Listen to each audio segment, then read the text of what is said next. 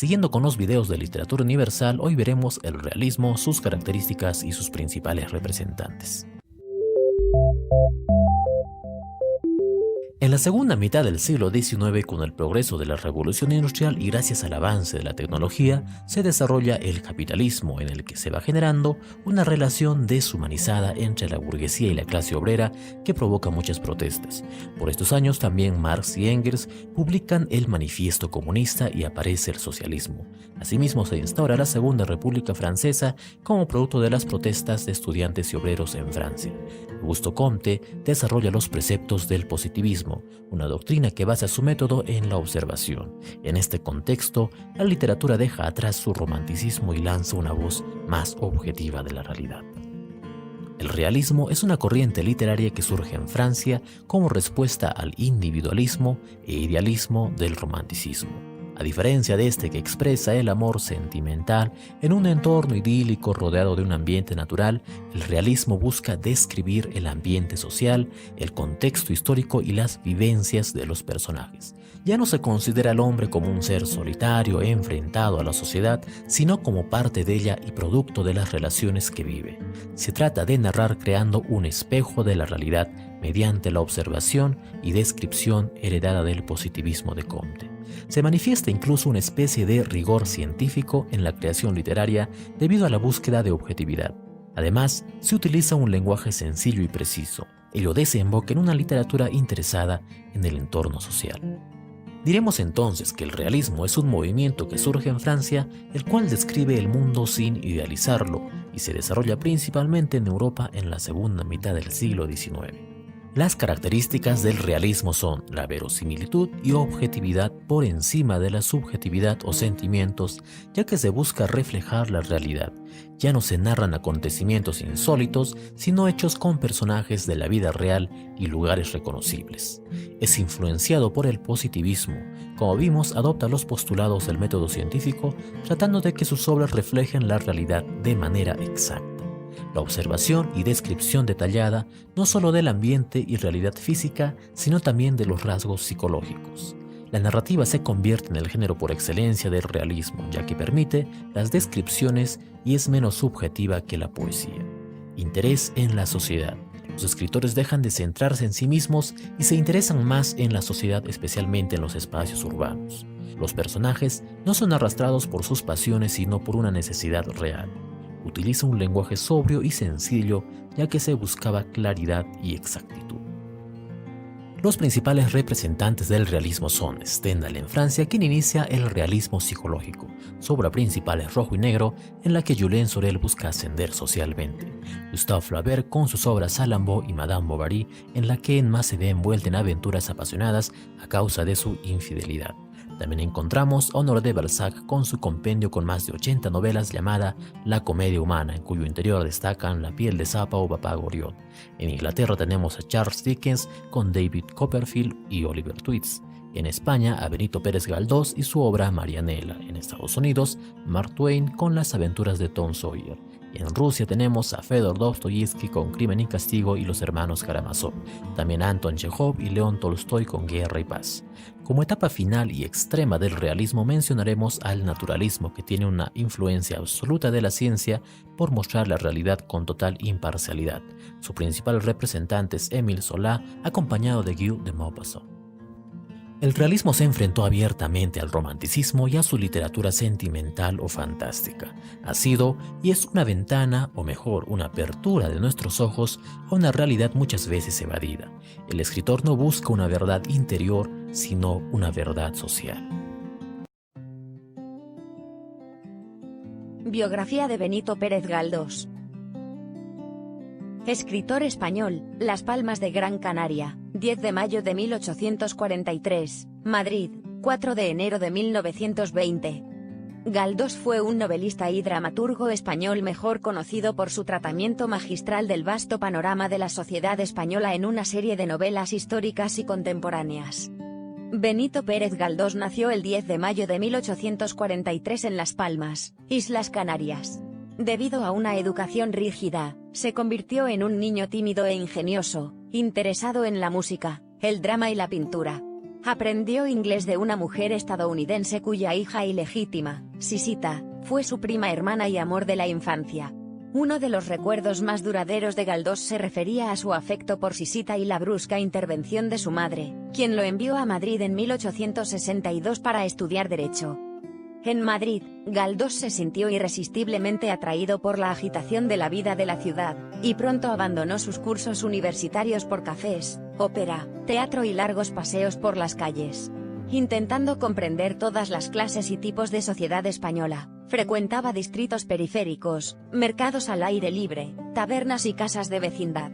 Para 1865 había comenzado a trabajar en el periódico.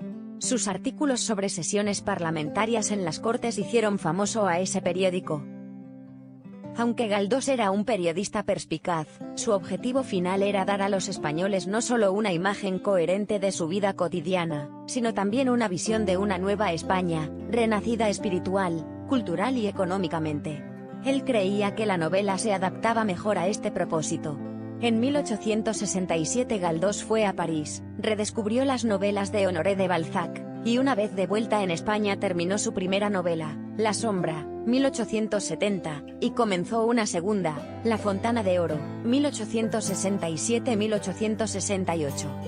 En adelante, excepto por su defensa de la política liberal, Galdós vivió inmerso en la actividad literaria.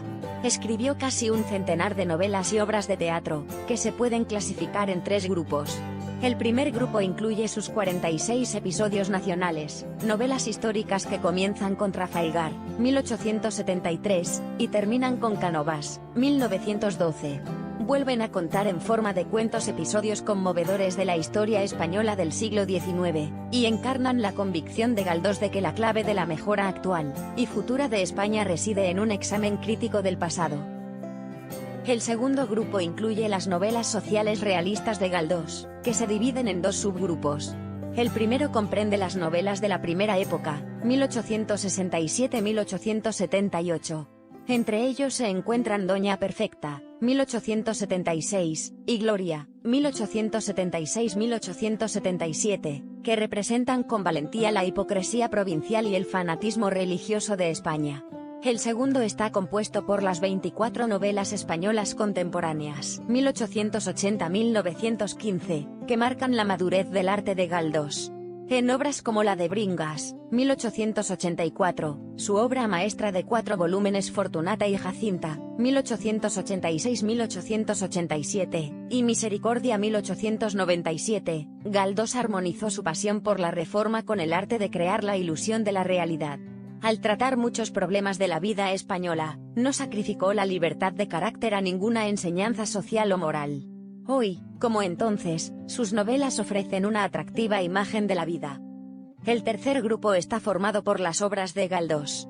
Después de escribir novelas durante 20 años, Galdós se dirigió al teatro. En 1891 reformuló su novela Realidad en diálogo, escenificándola con éxito al año siguiente. Produjo 22 obras, de las cuales La loca de la casa, 1893, y El abuelo, 1904, se consideran las mejores.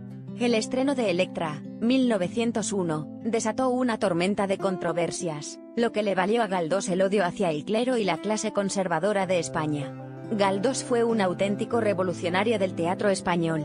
Reaccionando contra el anticuado melodrama romántico de José Echegaray, enfrentó al público con una representación franca de los conflictos sociales. Sus obras anticipaban las innovaciones del drama español moderno.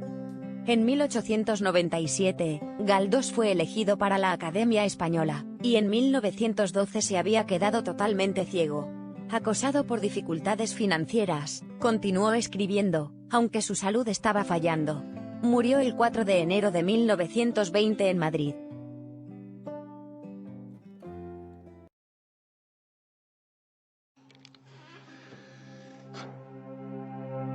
Hola amigos de Polar TV. A continuación les traemos un resumen y análisis de la novela La Marianela, escrito por el español Benito Pérez Galdós en 1878. Cabe destacar que esta novela es un análisis psicológico donde se constata con una descripción detallada la naturaleza como prueba de la complejidad del mundo y su belleza. La historia empieza con una descripción del lugar, un pueblo en el norte de España, Sócrates, donde se encuentran dos hombres, Teodoro, un hombre de mediana edad, y Pablo, un joven ciego, habitante de esas tierras. Teodoro es médico, hermano del ingeniero Carlos Golfín, responsable de las minas. Teodoro, que ya está perdido, pide ayuda a Pablo, quien se maneja con mucha seguridad por el campo y las cavernas. Teodoro es médico y viene a quedarse una larga temporada. Este, intrigado, pregunta a Pablo por el canto que a lo lejos se escucha. Es Nela, el lazarillo de Pablo y su mejor amiga. Llegan hasta la casa del muchacho y Nela continúa el camino con el médico hasta la casa del ingeniero. Nela es una chica que crecía huérfana y bajo ningún consuelo. Tiene 16 años, pero pareciera tener 12 por la precaria alimentación que ha tenido. Es muy delgada, viste andrajos y va descalza. Nela ha sido lazarillo de Pablo desde hace año y medio. Francisco, el padre de Pablo, que goza de una posición económica muy buena, nunca ha tenido reparo alguno en ofrecerle todo lo mejor a su hijo único. Pablo siempre lo ha sido todo en su vida y nada le parece suficiente para minorarle el dolor de no poder ver. Nela conoce esas tierras como ella misma, y Pablo dice haber descubierto el mundo por sus ojos. De hecho, el autor de esta novela dedica un capítulo completo en la descripción de la naturaleza por parte de Nela, razón por la que Pablo termina perdidamente enamorado de ella. Nela ha crecido al libre albedrío y al amparo de quien quiera socorrerla, sin educación ni vestido, con una mala alimentación, pero siempre bajo el cobijo de su natural bondad.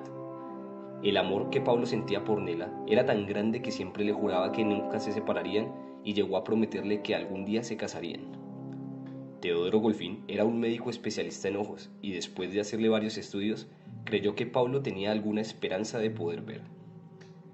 Aunque las esperanzas eran muy pocas.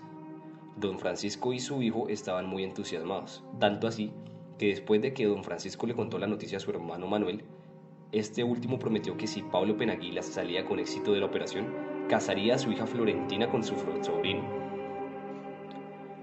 Pablo era un joven sumamente sensible y con una curiosidad intelectual que su padre se había encargado de nutrir con lecturas nocturnas. Tenía la cabeza llena de conceptos e ideas que le habían permitido suplir su ceguera. Ahora estaba obsesionado con la belleza y decía que Nela era la persona más preciosa del mundo, cosa extraña para los ojos de todos que, aunque no negaban que era una buena persona, creían lo contrario. Días antes de la cirugía llegaron a Sócrates don Manuel y la hija Florentina, una joven llena de belleza, no solo exterior sino también en una infinita bondad. Ella era la futura esposa del joven Pablo, aunque Pablo insistía en querer a Marianela como su mujer. Con la operación y tantos movimientos en Aldecórdoba, la casa de don Francisco, Marianela y Pablo se distanciaron. Ahora estaba la familia para cuidarlo y Marianela sufría por el temor de perder lo único que la vida le había brindado, el amor verdadero del joven Pablo.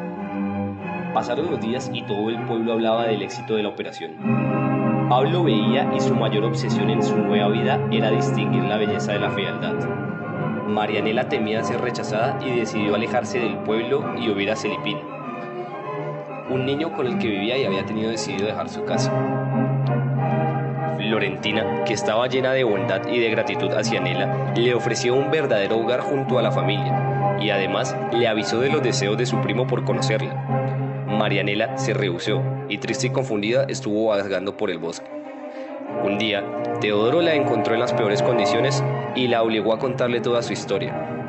Después de un tiempo, la llevó a Córdoba a descansar. Ya en casa de los Penaguilas, Florentina cuidaba a Nela, que se veía cansada y confundida.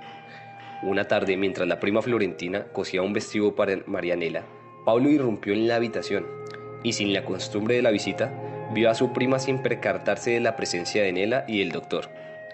El joven empezó a hablarle a su prima de su belleza y de la fortuna de haberla conocido, arrepintiéndose de haberse enamorado antes de Nela. Cuando descubre al doctor y a esta chica Marianela, ya era demasiado tarde. Turbada por el dolor, el desencanto y la mala vida, murió minutos después de confesarle a Pablo su identidad. Florentina, que no se perdonó de no haber podido haberla ayudado en vida, le brindó a Marianela el más bello de los sepulcros. Cabe destacar que en esta obra el autor da mensajes morales a lo largo que se desenvuelve. Es por esto que la opinión del narrador es siempre presente y el análisis psicológico es constante. Esta es una historia que merece ser leída no solo con literatura, sino como un análisis completo de la realidad humana. Espero que les haya gustado y nos vemos en una próxima ocasión.